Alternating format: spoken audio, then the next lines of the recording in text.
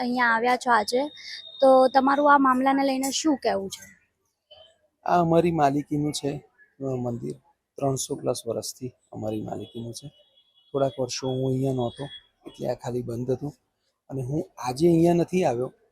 હું 50+ વર્ષોથી અહીંયા આવતો જતો છું, ખાલી આ દર્શન બંધ હતા. અને દર્શનનો જીર્ણોદ્ધાર હવે અમે કરવાનો શરૂ કર્યો. એ દરમિયાન રામદૂત ફાઉન્ડેશન ટ્રસ્ટવાળા જે છે, રિસોર્ટ ફાઉન્ડેશનવાળા, એ લોકોએ ગેરકાયદેસર રીતે ડ્રોન ઉતાર્યા, ખોટી માહિતીઓ બહાર ફેરવી અને લોકોને ઉશ્કેર્યા કે અહીંયા આવીને તાળા તોડો ને આમ છે તેમ છે. એના માણસો આવેલા હતા, મારું કામ ચાલતું હતું ત્યારે જોઈને એ લોકો ગયા છે, સમજાવવામાં આવ્યા છે. તેમ છતાં બી ખોટી રીલો એ લોકોએ ચલાવી છે અને ખોટી રીલો ચલાવીને લોકોને ઉશ્કેરવાનો પ્રયત્ન કર્યો છે. મળતી માહિતી અનુસાર એ લોકો તરફથી એવું કહેવામાં આવ્યું છે કે અમારી મનીષભાઈ સાથે વાત થયેલી છે સાફ સફાઈને લઈને, તો એની લઈને તમારું શું કહેવું? તમારી સાથે કોઈ વાતચીત થયેલી? મારી અહીંયા જીર્ણોદ્ધારનું કામ ચાલતું હતું, એ દરમિયાન એ લોકો અહીંયા આવેલા અને મારી જોડે વાતચીત થયેલી. ત્યારે મેં એમને કીધું કે તમે જોઈ લો, અમારા જ માણસો બધો જીર્ણોદ્ધાર કરી રહ્યા છે, અમે સ્વખર્ચે કરી રહ્યા છે, તમારું આમાં કશું લાગતું વળગતું છે નહીં, તમારે આની અંદર આવવાની પણ જરૂર નથી, અમે અમારી રીતે આખું કરી નાખીશું.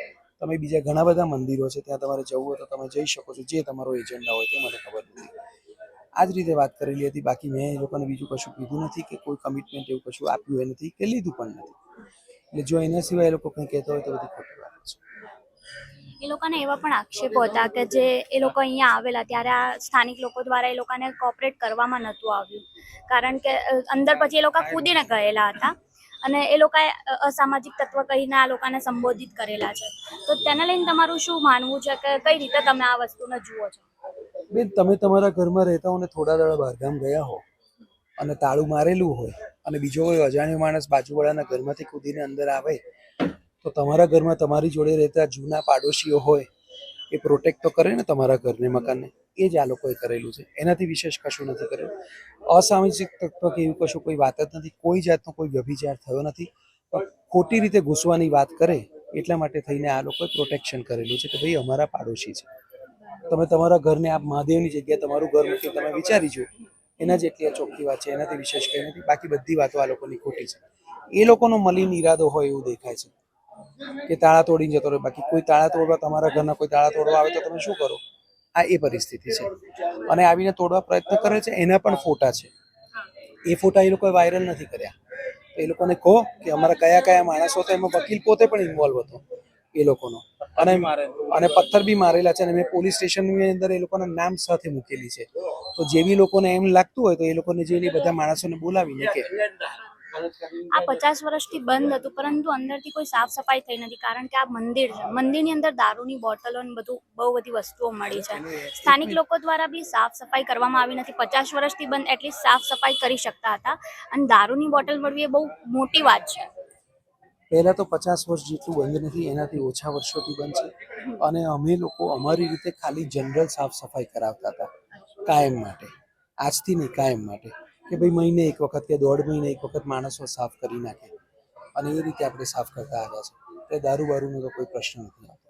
ક્યાંથી શું જૂની વિડીયો લાવીને કઈ રીતે એડિટિંગ કર્યું હોય એ મારો વિષય નથી. હા, એ લોકોએ કેમ કે દારૂની બોટલો બહુ બધી બતાવી, એ મારો વિષય જ નથી થતો. હવે જમાનો એવો છે મીડિયા સાથેનો કે તમારા ઘરમાં મારે દારૂની બોટલ બતાડી હોય તો હું એડિટ કરીને બતાડી શકું છું. એટલે એમાં કોઈ તથ્ય નથી.